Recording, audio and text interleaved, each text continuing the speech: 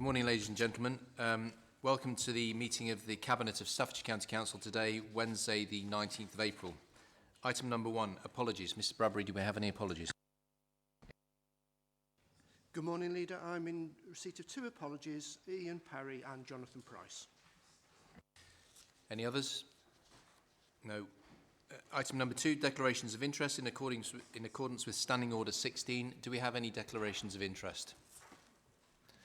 For the record, there are none. Item number 3, decision notices of the meetings held on the 8th and the 15th of March 2023. Is it your wish I sign those as a correct record of those meetings? Move it. It is duly moved. Item number 4, Leaders' Update. Colleagues, following a meeting of full council last week, I'm delighted to confirm the appointment of Pat Flaherty as our new Chief Executive. Pat is currently the Chief Executive of the London Borough of Harrow and is the former Chief Executive of Somerset County Council. Of course, John Henderson will be a tough act to follow, but Pat hugely impressed the panel with his enthusiasm, his experience and his passion for Staffordshire, where he was born and raised. We look forward to welcoming Pat back to the county when he starts his new role in the summer. There was more good news on Monday when the vast majority of parents applying for a primary school place for their child found out that they'd been allocated their first choice.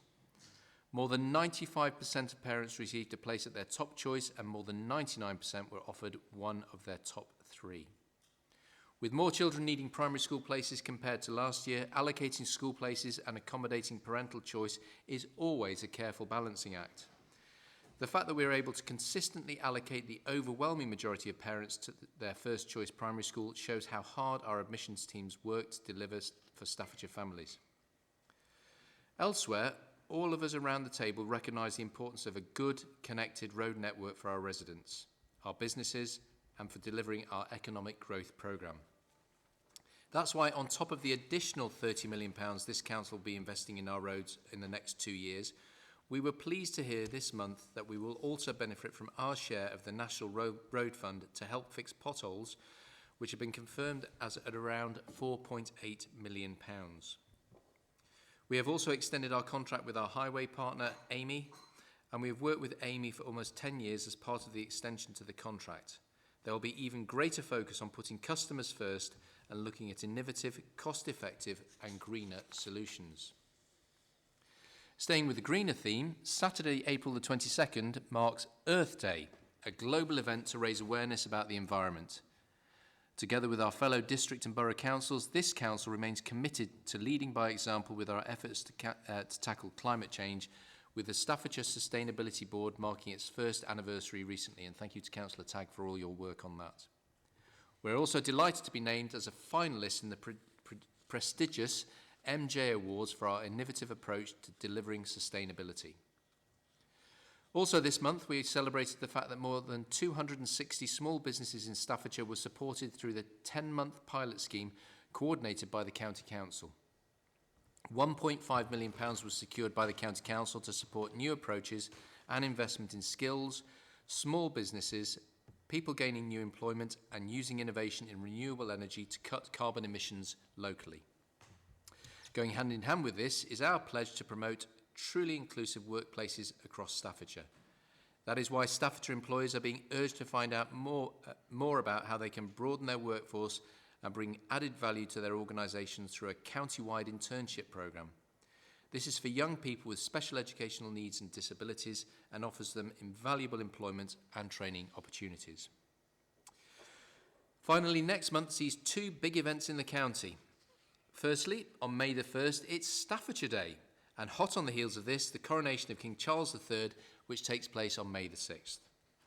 Both are great opportunities to join with family, friends and neighbours to celebrate this wonderful county and a historic event in the same week. There is plenty going on here in Staffordshire, so we would encourage everyone to get involved if they can and to think about signing up too for a big help out over the extra coronation bank holiday. And so, colleagues, moving on to the next item on our agenda, we go to agenda item number 5, which is minutes of the meeting of the Property Subcommittee held on the 5th of April 2023. Is it just me, or we finished the leader's statement full of vim, vigour and excitement about the way ahead, and then we go to the Property Subcommittee minutes, which is very exciting too. Can I have those as a correct record of the meeting? Thank you, Councillor Deville. We're going back to the excitement now with agenda item number 6, which is Staffordshire means back to business. Oral update. Deputy Leader. Thank you very much, Leader. Well, it's a hard act to follow the minutes of the Property Subcommittee, but I'll do my best to measure up to them. This month's update has a focus on jobs creation, which is one of the most important things that the County Council is involved in supporting as our role as one of the key economic development agencies within the county. Before I talk about that, I will, as usual, talk about the universal credit figures for Staffordshire, which have just been released.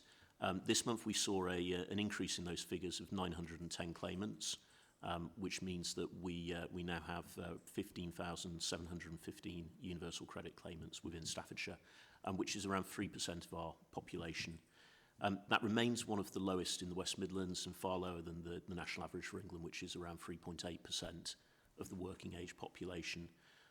Within that, the youth claimant count saw an increase of 165 people, and that now sits at 4.7% versus a national rate of 5%.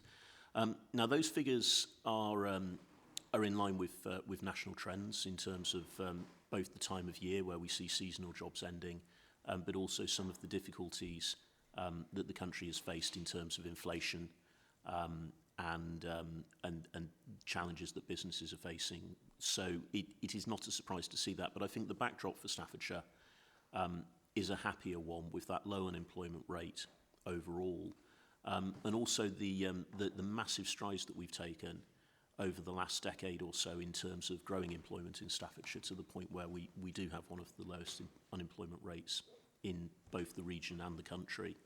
And key to that is our role here in the County Council. So since 2010, we've created in Staffordshire around 42,000 additional new jobs.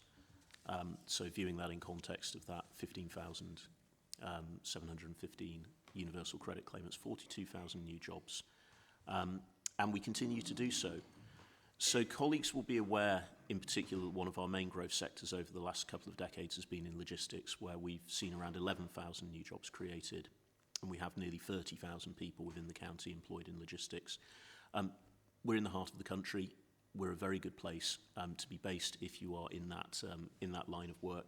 But we're very mindful of the importance to our citizens that when we accept those logistic jobs, that we're accepting the highest quality ones, and that we're driving innovation in that sector, which is why I'm very pleased to see businesses such as Pets at Home relocating to our county. And I'm looking forward in a couple of weeks' time to attending the opening of their new facility in Stafford, which is their headquarters, as well as their National Logistics Centre, creating 750 new jobs here in Staffordshire. And just a little further down the road, we are seeing the beginning of construction on the West Midlands interchange site, which will create 8,500 new jobs in the logistics sector, whilst decarbonising by driving a lot of logistics traffic off the roads and onto the railways. Very important developments in our county. And we want to do more of that in terms of driving innovation and jobs within the logistics sector, which is why, along with our Chief Executive, earlier this month I co-chaired a roundtable at Burton and South Derbyshire College, attended by some of the major players in the logistics industry, including the Chartered Institute of Logistics and Transport, an opportunity to talk about how we encourage more of the operators who want to come to Staffordshire, or indeed are already here, to innovate, to focus on recruiting more highly skilled, highly paid people within the sector, and really charting the future of logistics here, which is a future that sees a lot more digital, a lot more artificial intelligence, a lot more automation, and as a consequence, a lot more higher skilled, higher paid jobs. And we want those to be here in the heart of Staffordshire. With that in mind, I'm also very pleased to see that one of our smaller local businesses, Cocoon FMS, who are based in Lichfield, have been successful in securing £129,000 from the first round of the government's Freight Innovation Fund, in partnership with a major logistics employer, Simarco. That money will help develop a really innovative digital calculator to provide automated management of port costs and shipping expenses and provide accurate invoice information to customers, reducing delays and improving the planning of deliveries. And anyone who knows anything about logistics, particularly which crosses international borders, will understand how important that is, particularly in the world that we're operating in now, where there are more of those checks that are applied to our freight that's crossing to Europe. Exactly the sort of businesses that we want to see here in Staffordshire, innovating and making it easier for other companies to do business. More broadly, through our economic growth programme, we've been able to support a number of other employment sites through the county to provide the homes for those new jobs that people want to create here. I'm really proud to say that I-54, our key flagship employment site in South Staffordshire, is now preparing for the final occupiers to come onto the site to complete the development there. That western extension is creating a further 1,000 jobs on that site when it's further occupied. The focus there is on manufacturing, and again, they are highly skilled, highly paid jobs. Outside of that, I was also really pleased to drive past the Chatterley Valley site in Newcastle-under-Lyme a few days ago and see the cranes on the site. Construction is well underway, and the first development plots there are nearing completion, meaning that occupiers can move on site and start constructing their facilities, and we're expecting those works to commence next month. And with a detailed planning application for the first 75,000 square foot unit on the site being considered at the moment. Huge developments in a part of the county where we very much want to see more of those highly skilled, highly paid jobs. Over to the east of the county in East Staffordshire, Branston Locks is well up and running, with the first 300 houses there being built already, and the completion of the first phase of industrial units, with 2 already occupied by Werner Ladders and Synchron Logistics. And on a slightly smaller but equally important scale, I'd just like to update you on Shire Hall, our premises here in Stafford, a few metres from where we're sat right now, aimed at small and medium-sized businesses. And I'm pleased to say that we now have 15 companies who are based there in the building, with a few units remaining, and with a thriving business hub where other businesses can drop into on a day-by-day basis when they want to be in Stafford to do business. So an awful lot of work supporting employment in our county in a place with very low unemployment, but where we're not taking the eye off the ball at all in terms of creating those further employment opportunities that businesses want to create here in our county. Thank you. Councillor DeVille. Thank you, Leader. Yeah, I'm very grateful for the Deputy Leader on that really positive update. Great to hear that Shire Hall is growing as an enterprise centre. It's a tremendous facility, as we know. I think we've got other things in mind to further develop Shire Hall. And I'm also delighted, Councillor White, that we're discussing enterprise hubs and further opportunities for small companies within these hubs in the Staffordshire Moorlands. I think there's tremendous potential there up in Leek and other parts of the Moorlands.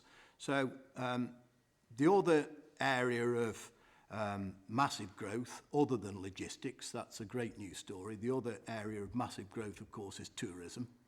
And whilst supporting industries to tourism are still finding extreme difficulty around retention of staff and recruitment of staff, it's great that we constantly focus on skills, education and development of our people.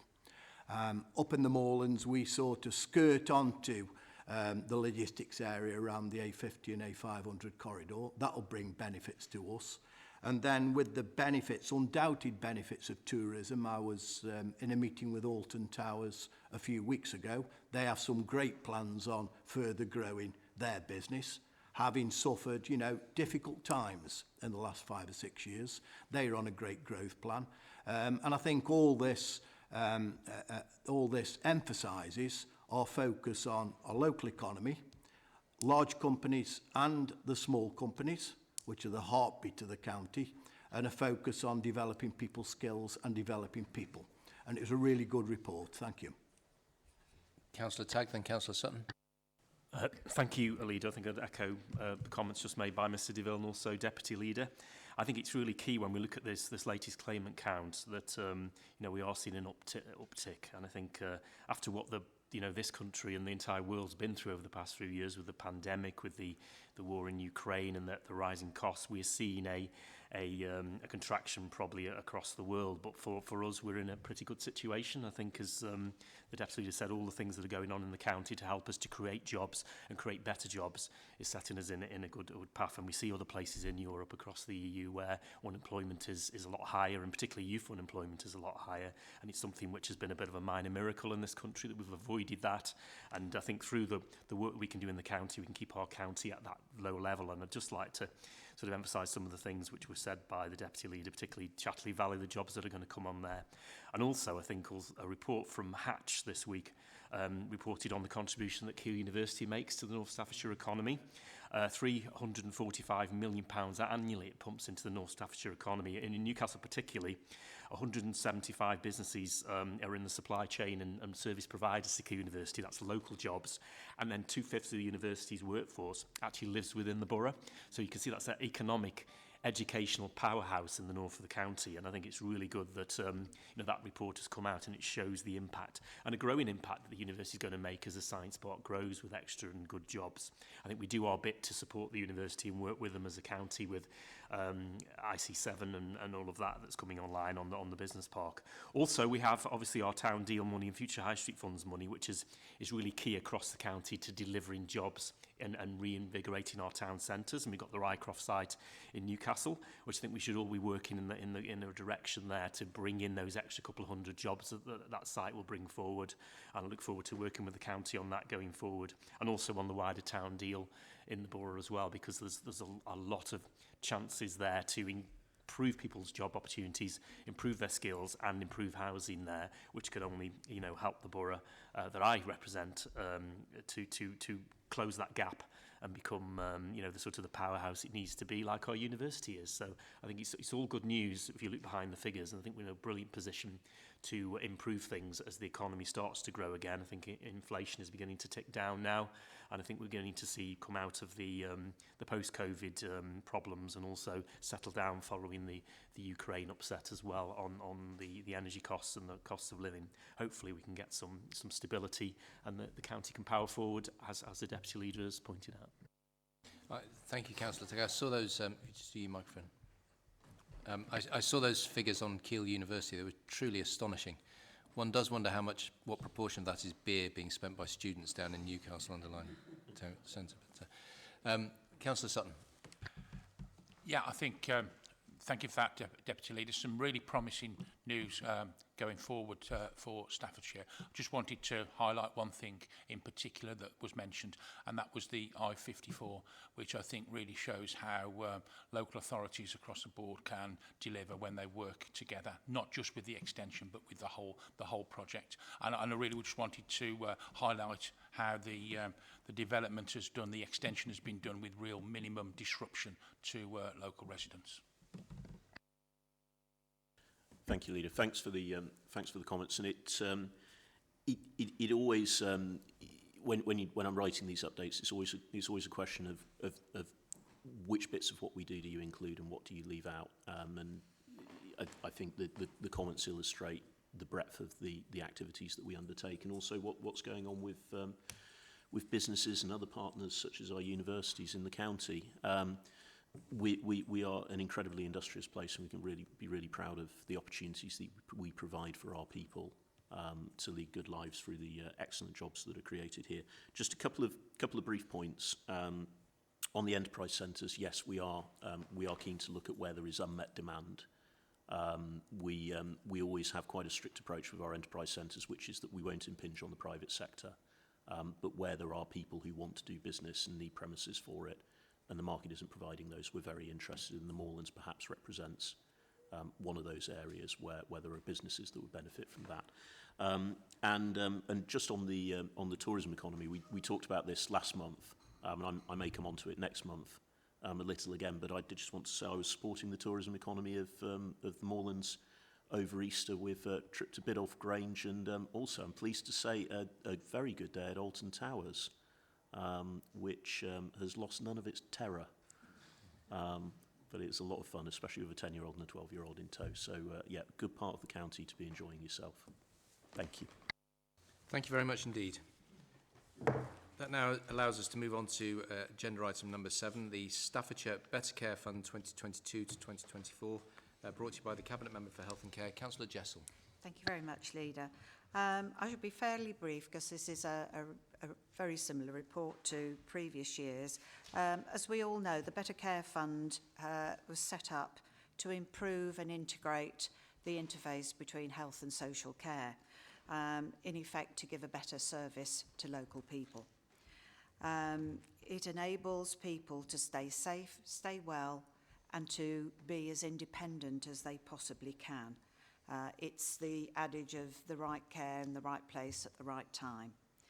The report sets out the progress against the 2022-23 Better Care Fund plan, identifies the additional allocation that was made earlier in the financial year of 6.4 million for the Adult Social Care Discharge Fund and the inclusion of that within the Section 75 agreement.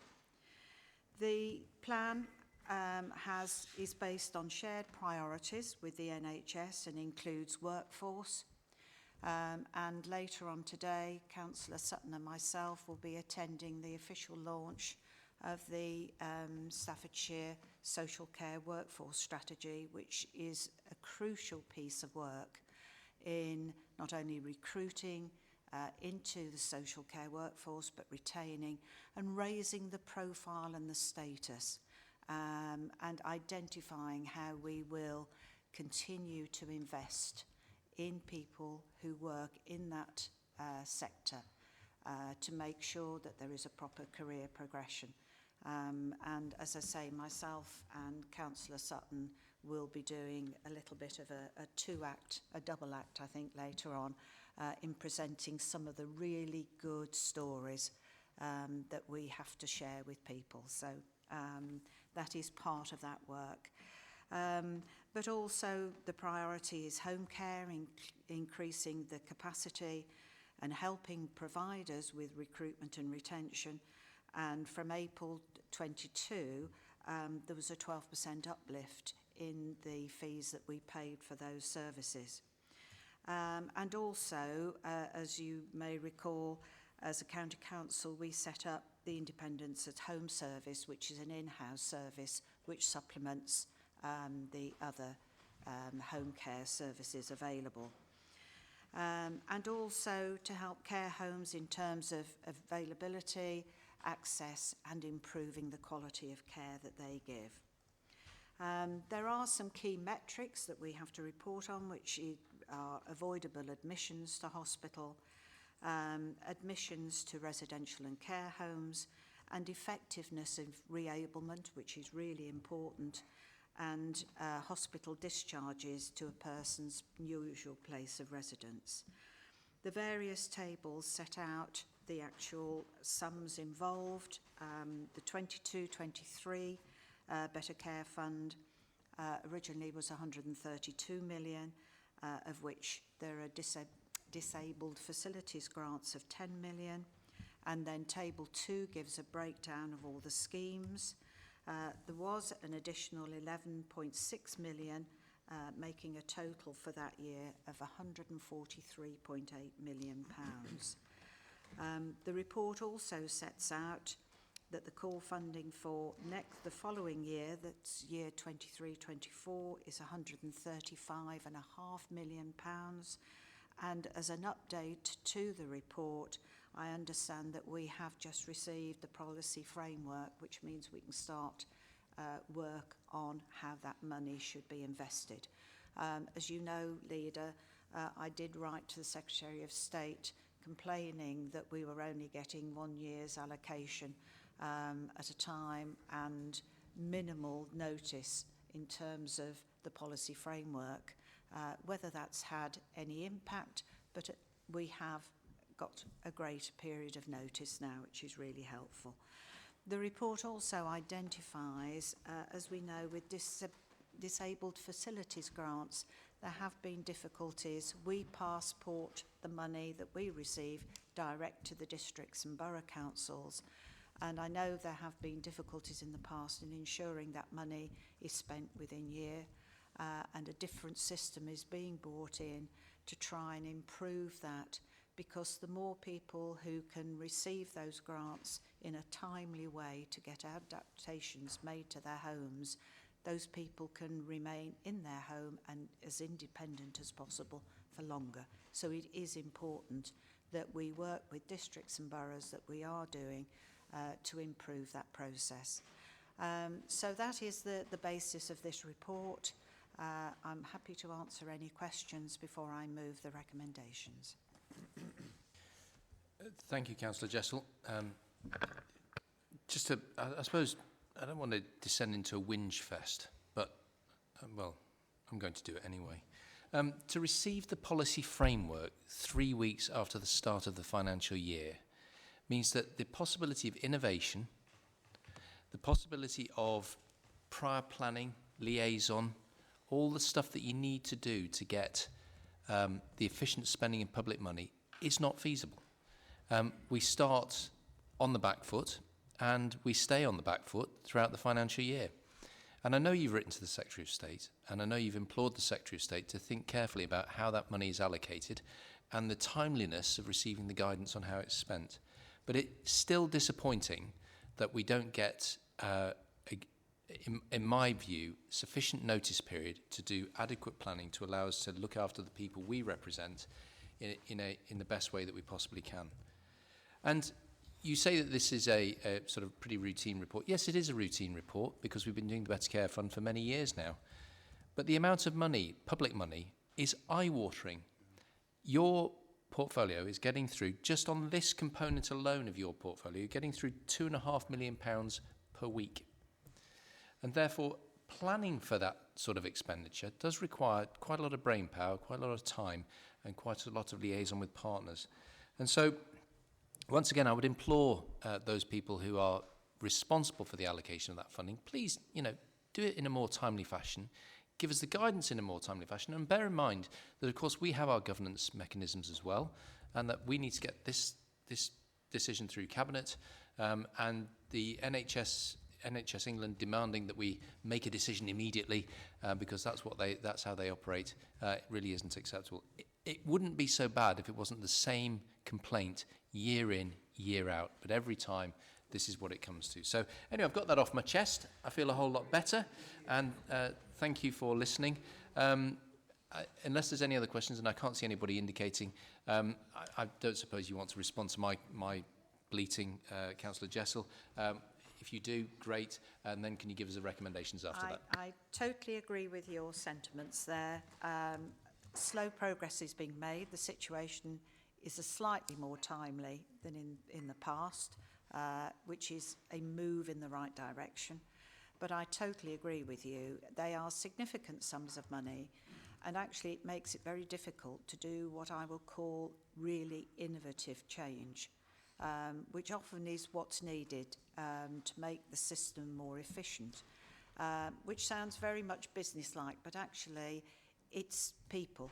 It's making sure that they get their care in hospital and they transition out back into their home wherever possible with the support and re-ablement that they need to carry on and fulfil a happy and active, fulfilling life. So I totally agree with you. I did almost leave you a door open. Absolutely. So the recommendations are that Cabinet note the progress of the Staffordshire Better Care Fund plan for 2022-23 and the associated expenditure. B, note allocation to Staffordshire County Council, the Council, and the Integrated Care Board by HM Government of the Adult Social Care Discharge Grant to the sum of £6,368,757 in 22-23, and the subsequent inclusion of this within the Better Care Fund Section 75 agreement. C, to note that the Council have transferred the 2022-23 Disabled Facilities Grant to the District and Borough Councils as required by the Ministry of Housing, Communities and Local Government, now the Department for Levelling Up Housing and Communities. D, note that the Health and Wellbeing Board delegated final approval of the Staffordshire Better Care Fund plan for the 23-24 year to the Health and Wellbeing Board Chair, including the Cabinet Member for Health and Care. And finally, E, delegate authority to the Director of Health and Care to enter into legal agreements for 2023-24 and 2024-25 under Section 75 of the NHS Act 2006 in order to implement the respective Better Care Plan funds. I so move, Chairman. Thank you. You've heard the recommendations. All those in favour? Agreed. For the record, that is unanimous. Next item is the decisions taken by Cabinet members under delegated powers. There are two from the Cabinet Member for Children and Young People in approving the proposed expenditure volumes and delivery arrangements for the Household Support Fund, Education Support Fund in Staffordshire. Councillor Sutton, wonderful news. If you'd like to say a few words, please. Thank you very much, Leader. The total of the Household Support Fund for this financial year that's been allocated to Staffordshire is approximately 11 million. The details of the majority of that will come forward in a Cabinet paper or another delegated decision in due course. This refers to 3.5 million of this, which has been allocated to helping children in receipt of free school meals during holiday times. So already for the Easter break, children in receipt of free school meals and families would have received a £20 supermarket voucher to help towards food and other household bills.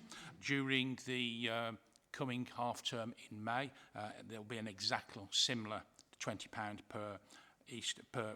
per child, and then during the summer period there'll be two £20 vouchers per child to cover 2 weeks of the summer period, and of course the other 4 weeks, as it was at Easter, the holiday activity and food programme will be available for all children in Staffordshire, all children who attend Staffordshire schools to attend one of those centres that are distributed around the whole of the county.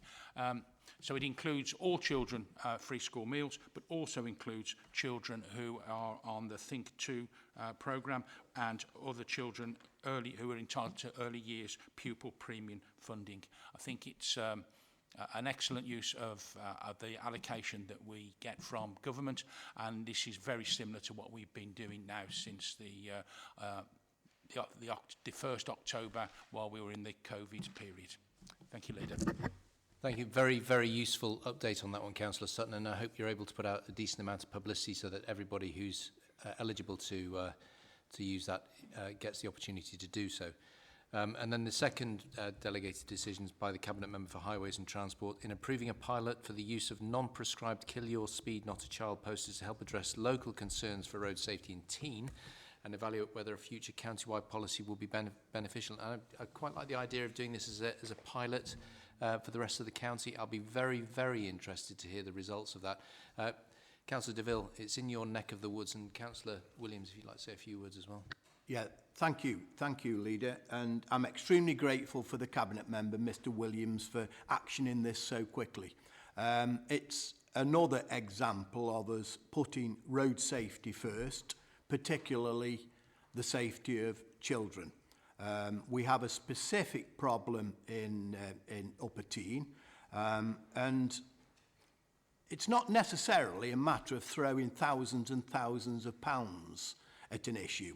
This is a low-cost, short-term awareness scheme that I feel really will work in my village, and I would agree with you, Leader, that this is something that, after the initial pilot, that we can roll out across the county. And, you know, I say again, any money that we spend on children's road safety is money very, very well invested. So, Councillor Williams, thanks again for taking this on board following a short site visit, and thanks for taking it on board and implementing so quickly. I really appreciate it. And more importantly, the people of my village really appreciate it.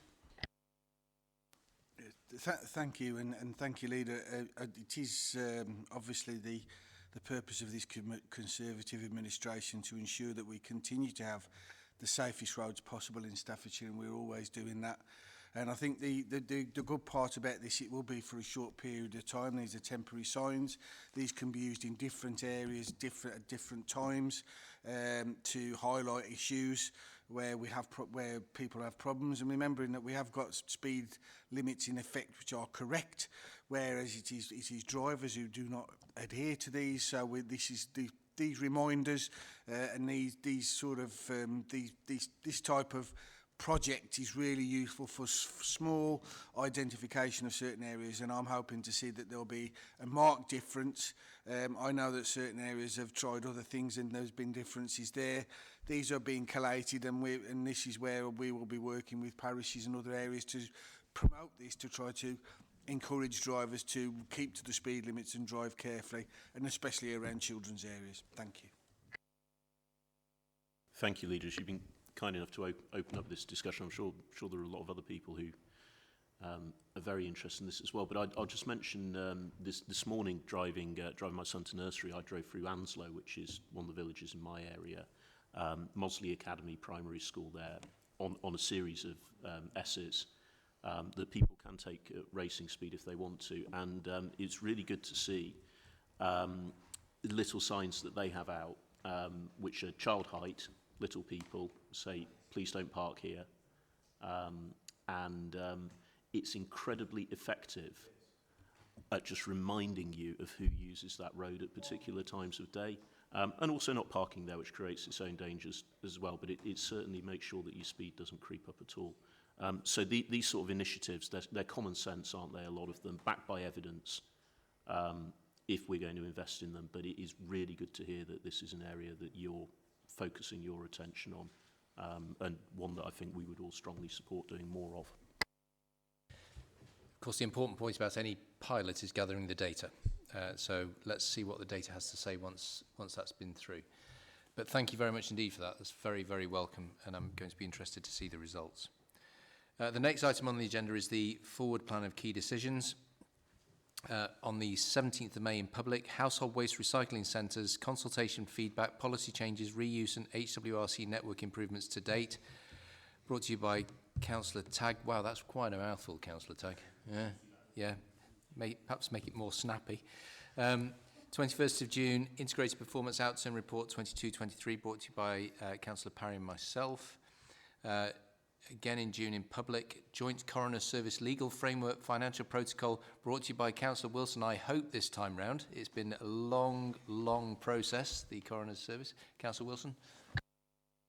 Yes, thank you. And I'm being told that we are on track, and hopefully, looking forward to sort of October this year, the implementation date will be in place. I just wanted to add something that isn't on here, and it's slightly going off on a tangent, but it's a good news story. For the last sort of 3 or 4 years, South Staffordshire hasn't had a registry service available, so everyone's had to go to Cannock. But I'm really, really pleased to announce that we're actually opening a registrar's office down in Wombourne in South Staffordshire. So that's really good news for people in South Staff who no longer have to travel all the way to Cannock. So I just wanted to add that little bit of good news. Thanks. I'm sure there was a tenuous link, but I can't quite see it. 21st of June in public, maintenance and minor work framework, brought to you by Councillor DeVille. Councillor DeVille, have you any tenuous links to bring us, or should we just plough on with the forward plan? I'll try and deviate from this subject, but why would it? It's so important. Again, Leader, two main areas of focus are A, to achieve very best value with all of the maintenance work that we have done, and equally as important is to encourage local businesses local builders, electricians, etc., to carry out this work, and the framework will certainly encourage that and, of course, as a result, further develop the local economy. So for those people watching on, we'll get back to the format for the episode, which is we have fairly rigorous discipline when we go through the forward plan, which is I read it out and then we move on to the next one. Public in 21st of June, volunteering for Staffordshire County Council, brought to you by Councillor Wilson. Take my hint, Councillor Wilson. Again in 21st of June in public, Community Learning, Ofsted Inspection and Accountability Agreements 23-24, brought to you by the Deputy Leader, Councillor White. In July in public, Living My Best Life, a strategy for disabled and neurodivergent people in Staffordshire 23-28, brought to you by Councillor Sutton, Councillor Price and Councillor Jessel. And that concludes the forward plan of key decisions. The next item on the agenda is the exclusion of the public and press. I move that the public be excluded from the meeting for the following items of business, which involve the likely disclosure of exempt information as defined in the paragraphs of Part 1 of Schedule 12A as amended of Local Government Act 1972 indicated below.